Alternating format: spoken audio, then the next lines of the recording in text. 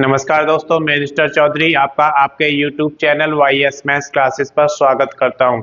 दोस्तों, आज इस वीडियो में हम लेकर आए कि RSSB ने लैब असिस्टेंट के लिए रिक्रूटमेंट निकाला है, जिसके ऑनलाइन एप्लीकेशन कब से शुरू होंगे, अंतिम तिथि क्या रहेगा, कितना एप्लीकेशन फीस देना है, कुल पदों की संख्या कितनी है, TSP क्षेत्र के लिए कितना है और नॉन TSP के लिए कितना है, सारा कुछ इस वीडियो में डिस्कस करेंगे। अगर अभी तक आपने चैनल को सब्सक्राइब नहीं किया, सब्सक्राइब करें, वीडियो को लाइक करें और ज़्यादा से ज़्यादा शेयर करें ताकि ये वीडियो उन सभी दोस्तों के पास पहुंचे जो राजस्थान में लैब असिस्टेंट की जॉब करना चाहते हैं। तो आइए सबसे पहले बात करते हैं इसकी प्रारंभिक तिथि की। इसके ऑनलाइन एप्लीकेशन 27/1/2026 यानी कि 27 जनवरी 2026 से शुरू हो जाएंगे।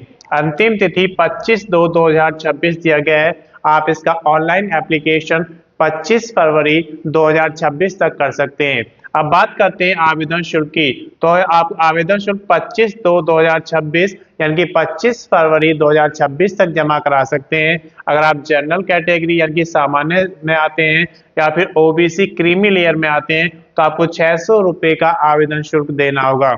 और अगर आप EWS economically weaker section, OBC non creamy layer, SC, ST या फिर PH के कैंडिडेट हैं तो आपको यहाँ पर 400 रुपये का आवेदन शुल्क देना होगा।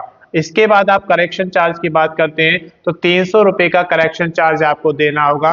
करेक्शन चार्ज जब देते हैं जब आप ऑनलाइन एप्लीकेशन फिल करते समय कोई गलती कर देते हैं, आप उसमें सुधार करना चाहते हैं तो उसके लिए आपको अलग से चार्ज देना होता है।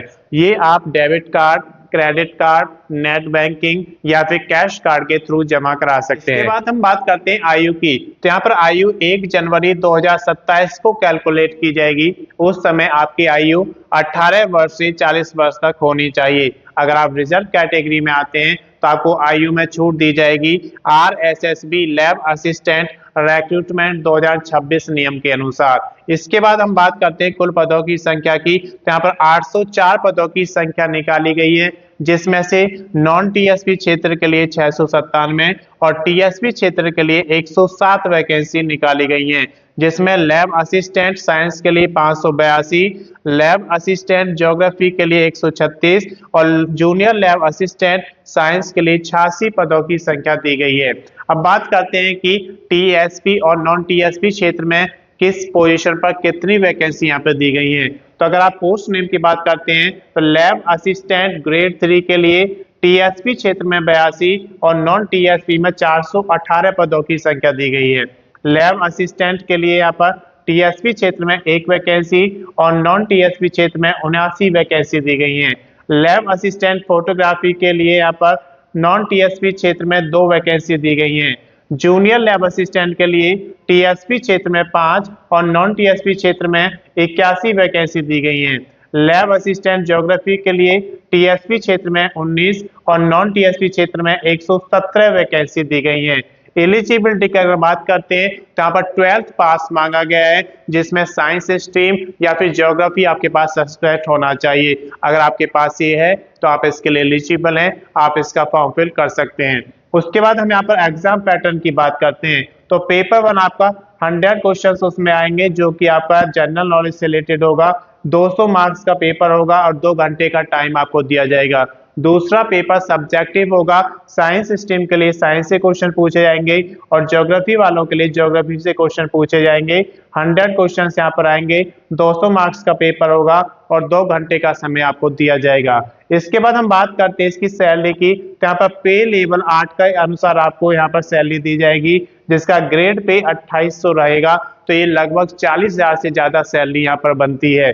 अब बात करते हैं ऑफिशियल वेबसाइट की। तो इसकी ऑफिशियल वेबसाइट www.rssb.rajasthan.gov.in पर जाकर आप इसका ऑनलाइन एप्लीकेशन जमा करा सकते हैं।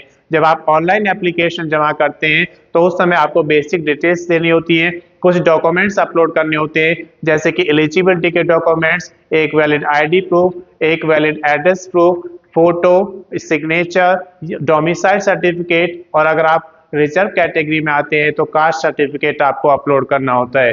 जब ये सारे डॉक्यूमेंट्स अपलोड हो जाते हैं तो उसके बाद आप उसका प्रीव्यू चेक करेंगे। प्रीव्यू चेक करने के बाद अगर आपको लगता है कि सारी एंट्रीज सही हैं तो आप उसका फाइनल सबमिशन कर देते हैं और उसके बाद आप उसका प्रिंट आउट निकालते हैं। अब बात करते हैं यहाँ पर मोड ऑफ सिलेक्शन की। सबसे पहले रिटन एग्जामिनेशन कंडक्ट कराया जाएगा, उसके बाद मेरिट लिस्ट लगाई जाएगी, फिर आपके डॉक्यूमेंट्स को वेरीफाई किया जाएगा। अगर इसकी अधिक जानकारी आपको लेना है तो उसके लिए RSSB लैब असिस्टेंट रिक्रूटमेंट 2026 का ऑफिशियल नोटिफिकेशन पढ़ेंगे तो आपको संपूर्ण जानकारी मिल जाएगी। मैं समझता हूं कि इस वीडियो के माध्यम से आपको RSSB लैब असिस्टेंट रिक्रूटमेंट 2026 के बारे में संपूर्ण जानकारी मिल गई होगी।